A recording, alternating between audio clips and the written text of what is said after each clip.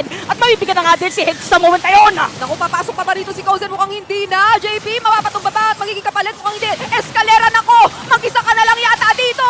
At sasamahan mo... Naku, nakikita si Carlito!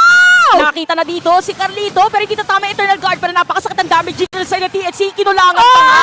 Kahit daw masakit, makakatakas pa rin ang isa sa mga main cast ng Lobo. Habang nandito mga players ng TLPH, hinahanap na nila kung saan nga ba pwede may opportunity na makapasok laban sa TNC.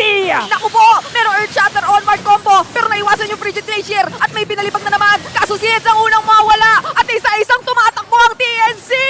Nakuha na rin si Escalera, double kill na para dito si Sanford. At habang nangyayari yun, si Cousin pala nandun sa taas. Pero nandun naman si Carlito para depensahan habang kumakatok na paunti-unti ang mga players dito na side ng TLPH. At para sisirain na nga at itutuloy pa. Pero yung nga lang sasalubugin pa dito si Hatred at unti-unti na nga mawawala